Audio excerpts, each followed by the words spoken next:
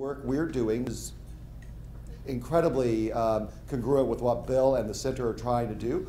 The central message I'm bringing to you today from the U.S. Department of Education can be summarized in two very simple words, which are thank you. Everyone who works in education is a hero. The fact is, people who work in education subsidize their schools every day with the countless hours they work outside of contract, have given up careers that pay, frankly, a lot more money, and frankly, sometimes don't get as respected and supported as they should in our communities. So when I start by saying thank you, I mean that very sincerely. All of us who've been appointed by the President are folks who came to this from the field.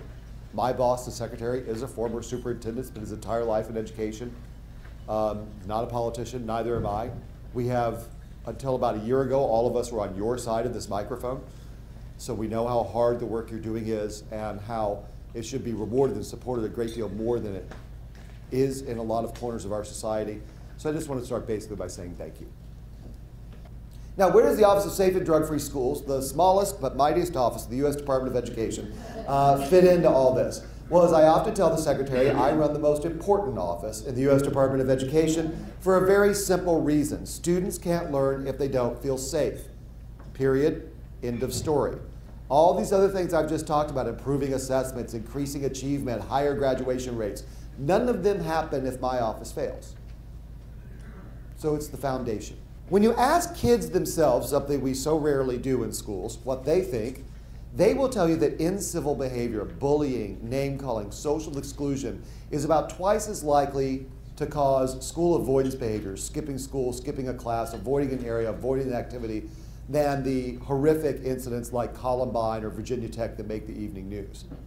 The fact is, those incidents are obviously horrific, but they're not what most kids spend their days worrying about.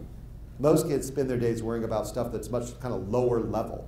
If a young woman is sitting in Mr. Jennings' U.S. history class, and she is distracted by the text messages she's getting from the boy at the back of the room, or she's worried about what's going to be written on her locker when she goes to get her books between classes, or what it's going to be like when she gets on the bus to go home at the end of school, she is not thinking about U.S. history. This is, first and foremost, an academic issue. It distracts kids from learning. That's why we have to tackle it. I think there's no coincidence that just as America has kind of fallen back to the middle of the pack among developed countries in terms of our graduation rates, we are about in the middle of the pack in terms of the rates of bullying we have at our schools. And by the most conservative estimation out there, which is the indicators of school crime and safety, a joint study we do with the Department of Justice, about a third of kids say that they experience bullying at their schools. From students to state legislators to Washington bureaucrats like me can make a difference. The fact is, when a kid intervenes when they see one of their peers being bullied, 57% of the time the bullying stops in less than 10 seconds. Problem is, in less than 1 in 5 incidents, do kids intervene? Now, I'm not blaming the kids for not intervening, but the fact is, the idea that this is something that we are powerless against, which often we feel, and frankly sometimes we're told, is simply untrue. Everybody from the kids to the adults to the policymakers can make a difference.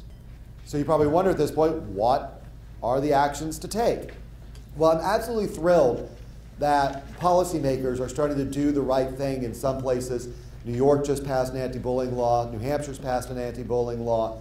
The fact is, though, policies, which are critical, but they're basically the end of the beginning of what you need to do, not the beginning of the end. The policy, unless it is implemented effectively, is worth the paper it is written on. And that's why the work you're doing over the next few days is so important. It's all about how do we take this abstract rule and how do we make it work. And I believe it's by addressing the other two P's. First of all, programs. I don't know about you, but in my master's program at Teachers College, I received no training on these issues whatsoever. So we've got to provide training and programming for the staff so they know what to do. The third thing we have to do is look at practices, which is essentially teaching kids better and healthier ways of treating each other. So if you really want to create change at a school, you can't just stop with the policy.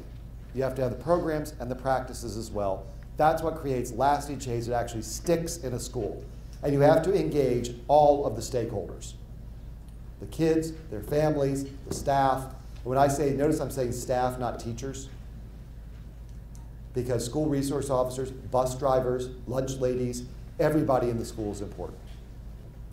But to me, a safe school is not just one in which nothing bad is happening to you. It should be something good is happening as well. And what does that look like?